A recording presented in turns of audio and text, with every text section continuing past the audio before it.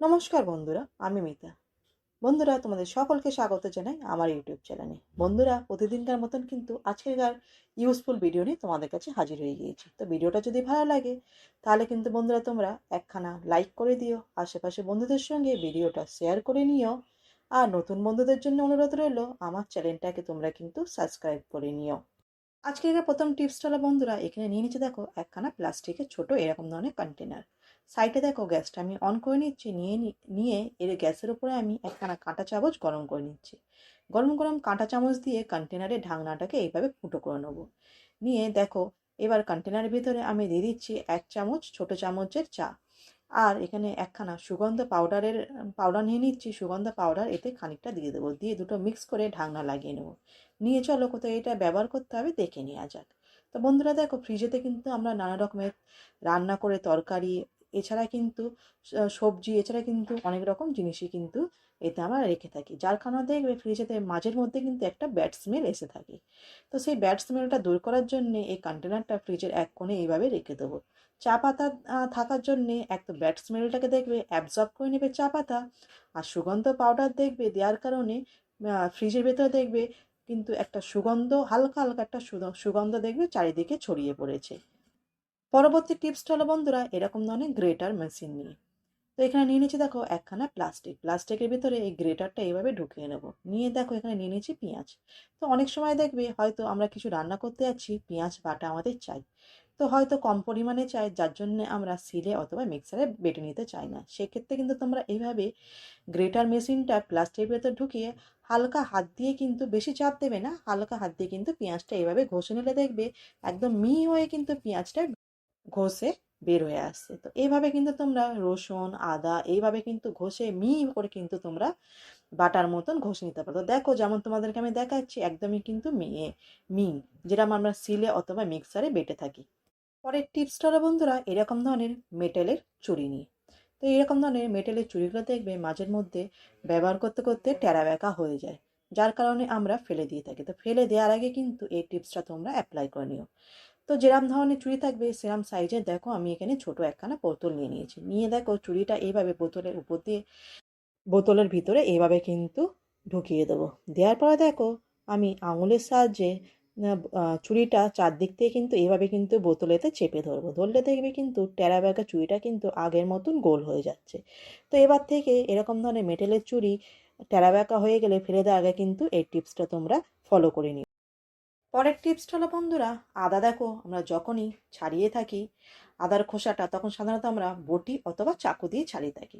যেমন দেখো এখানে আমি চাকু দিয়ে আদার খোসাটা ছাড়াচ্ছি, তাতে দেখো আদার খোসার সঙ্গে কিন্তু আদাও এইভাবে কিন্তু বের হয়ে আসছে। তাতে দেখো অনেকখানি আদা কিন্তু এখানে নষ্ট হচ্ছে। তার জন্য বন্ধুরা নিয়ে নেবো এরকম ধরনের খালি ওষুধের একখানা প্যাকেট। তো এরকম ধরনের ওষুধের খালি প্যাকেট দিয়ে আদা যদি তোমরা ছাড়িয়ে নাও, তাহলে দেখো আদা শুধুমাত্র কিন্তু খোসাটাই বের হয়ে আসবে। এর সঙ্গে কিন্তু কোনো প্রকারে কিন্তু আদা একটু আসছে না। তো যেমন দেখো তোমাদেরকে দেখাচ্ছি এখানে শুধুমাত্র আদার খোসাটাই দেখো পাতলা পাতলা করে কিন্তু বের হয়ে এসছে।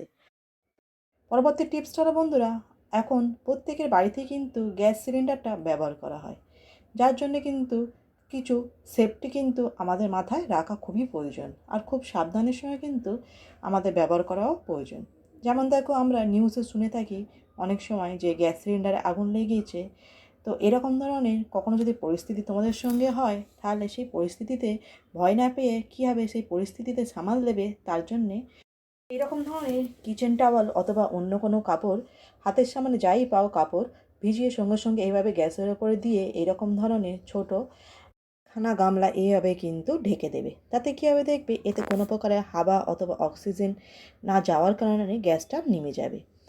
আর এটা যদি সম্ভব হয় তোমাদের জন্য, তাহলে এরকম ধরনের মিক্সারের একখানা বাটি নিয়ে গ্যাসের মুখটা ঢেকে দেবে। তাতেও দেখবে কিন্তু কোনো প্রকারের হাওয়া অথবা অক্সিজেন না যাওয়ার কারণে আগুনটা নিভে যাচ্ছে। পরবর্তী টিপসটা বন্ধুরা আমরা দেখবে গ্যাস সিলিন্ডারটা সারা মাস ব্যবহার করার পরে দেখবে যখনই গ্যাস সিলিন্ডারটা চেঞ্জ করার সময় হয়, তখন সেই জায়গা থেকে গ্যাস সিলিন্ডারটা চেঞ্জ করার জন্য যখনই তোমরা সরিয়ে নেবে, তখন দেখবে তার নিচে কিন্তু এভাবে কিন্তু গ্যাস সিলিন্ডারের জংয়ের দাগটা এসে থাকে মেঝেতে। এটা কিন্তু খুবই স্ট্রং হয়, যার কারণে দেখবে অনেক ঘষাঘষির পরেও কিন্তু উঠতে চায় না। তো এইরকম ধরনের জং খুব ইজিলি তুলে নেওয়ার জন্য এখানে নিয়ে নিচ্ছি দেখো আমি কোলগেট। একটু কোলগেট আমি আঙুলে লাগিয়ে নিচ্ছি, নিয়ে এবারে এই জঙের দাগের উপরে লাগিয়ে নেব কোলগেটটা, নিয়ে একটু জল দিয়ে কম করে 10 থেকে 15 মিনিট ভিজিয়ে রাখবো। রাখার পরে এরকম ধরনের কিন্তু স্টিলের কাঁথা নিয়ে নেবো, নিয়ে দেখো এভাবে হালকা হাত দিয়ে ঘষলেই কিন্তু দেখবে খুব সহজে জঙের দাগটা উঠে যাচ্ছে। যেমন দেখো এখানে আমি জঙের দাগটা এভাবে ঘষে কাপড় দিয়ে পরিষ্কার তোমার দেখাচ্ছি, কত সহজে কিন্তু দেখো জঙের দাগটা এইভাবে কিন্তু তুলে নেওয়া যায়। পরবর্তী টিপসটা বন্ধুরা এরকম ধরনের ধনেপাতা নিয়ে। আমি তো এখানে বেশ বেশি পরিমাণ ধনেপাতা নিয়ে এসেছিলাম বাজার থেকে। তো নিয়ে আসার পরে আমি প্লাস্টিকে এভাবে বেঁধে স্টোর করে রেখেছিলাম। তো যেহেতু দেখো শীতকাল, সেহেতু বাইরে রাখলেও কিন্তু ধনেপাতাটা বেশ অনেক দিন পর্যন্ত থাকে। তো দেখলাম যে এইভাবে রাখার পরেও কিন্তু ধনেপাতাতে দেখলাম খারাপ হওয়া শুরু করেছে। তো তার কারণ হলো বন্ধুরা, প্লাস্টিকে বেঁধে রাখলে কিন্তু প্লাস্টিকেতে জল জমার কারণে ধনেপাতাটা জলজলে হয়ে গিয়ে ভিজে যাওয়ার কারণে ধনেপাতাটা খারাপ হওয়া শুরু করে। তো যেমন দেখো এখানে খারাপ হওয়া শুরু হয়েছে, তা আমি প্রথমে বেছে নেবো ধনেপাতাগুলো, খারাপগুলো ফেলে দেবো আর ভালোগুলো এখানে নিয়ে নিচ্ছি। তো নিয়ে নিচ্ছি দেখো এরকম ধরনের একখানা কিচেন টাওয়াল। এই জায়গায় কিন্তু তোমরা সুতির কাপড়ও ব্যবহার করতে পারো। এবারে কিচেন টাওয়ালের ভিতরে ধনেপাতাগুলো দিয়ে এইভাবে আমি কিচেন টাওয়ালটা গুছিয়ে নেব।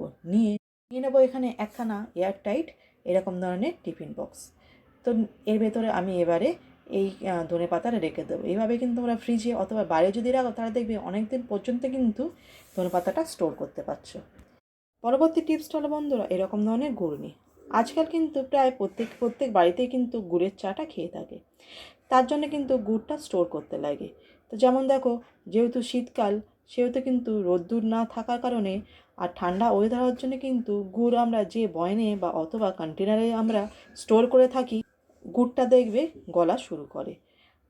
তার জন্যে বন্ধুরা গুড়ের বয়ানে অথবা কন্টেনার কিন্তু কিছুটা চিড়ে যদি এইভাবে যদি তোমরা রেখে দাও, তাহলে দেখবে চিড়ে কিন্তু নরম আর ভিজে ভাবটা কিন্তু অ্যাবজর্ব করে নেবে।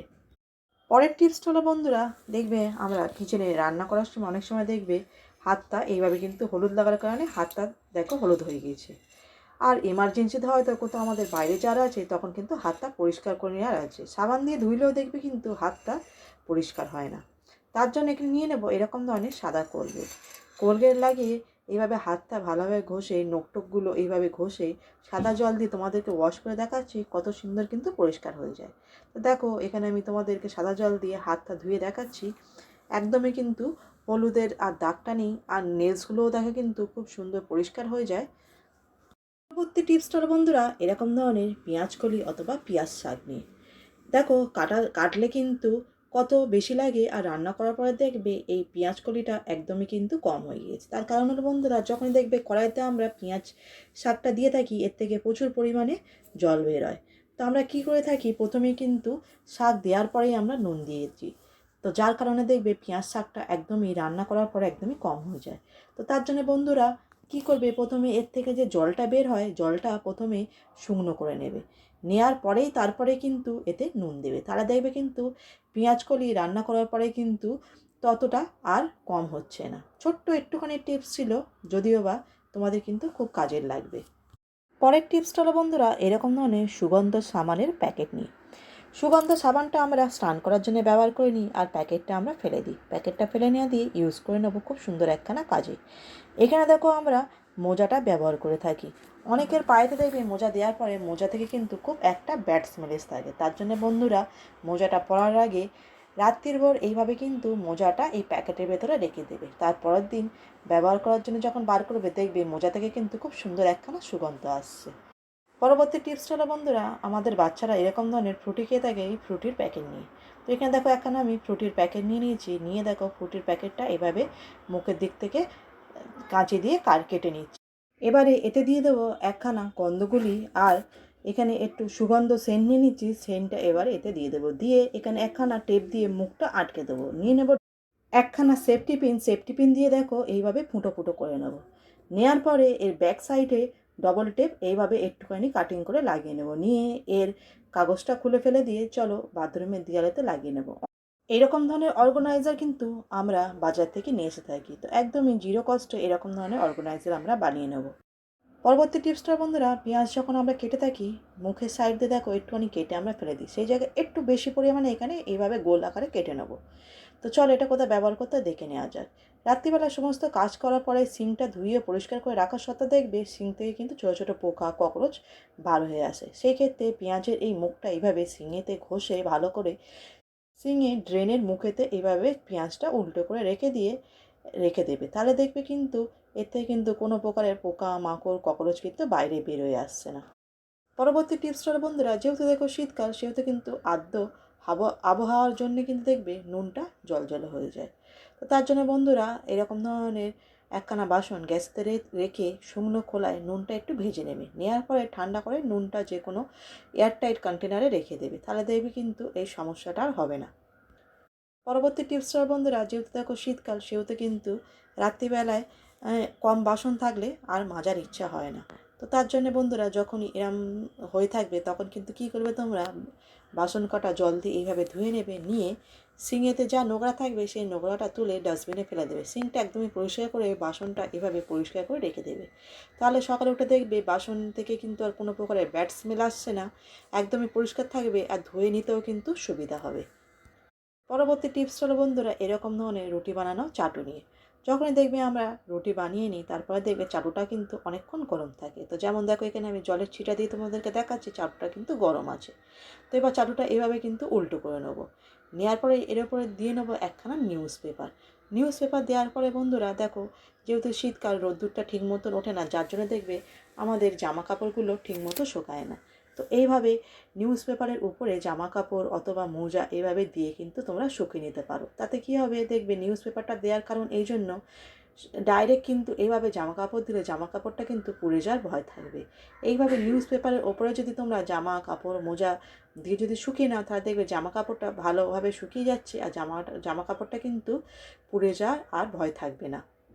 পরবর্তী টিপসটা হলো বন্ধুরা, যখনই দেখবে আমরা আলমারিতে জামা কাপড় রাখি, শীতকাল বর্ষাকালে দেখবে জামা কাপড়ে কী হয়ে থাকে, ভেঙনো মতন ধরে থাকে, সাদা সাদা কিন্তু কিরম একটা ভেঙনো ধরে থাকে। তো তার জন্য বন্ধুরা যখনই তোমরা জামা কাপড় রাখবে, জামা কাপড় মধ্যখানে কিন্তু একখানা করে নিউজ পেপার রাখবে। তো নিউজ পেপারটা দেখবে জামা কাপড়ের যে নরম ভাবটা থাকে সেটা কিন্তু অ্যাবজর্ব করে নেবে। আর এছাড়া কিন্তু দেখবে অনেক সময় কী হয়ে থাকে, আলমারির জামা কাপড় রাখার পরে কিন্তু দেখবে আলমারিতে ছোটো ছোটো কিন্তু পোকা হয়ে থাকে। তো তার থেকে বাঁচার জন্য বন্ধুরা এখানে নিয়ে নিয়েছি দেখো আমি কিছুটা লবঙ্গ। তো এরকম ধরনের কিছুটা লবঙ্গ জামা কাপড়ের মধ্যিখানে জামা কাপড়ের নিচে খানিকটা এইভাবে কিন্তু লবঙ্গগুলো দিয়ে রাখবে। তাহলে দেখবে কিন্তু কোনো প্রকারের পোকা মাকড় আলমারিতে আর দেখতে পাবে না।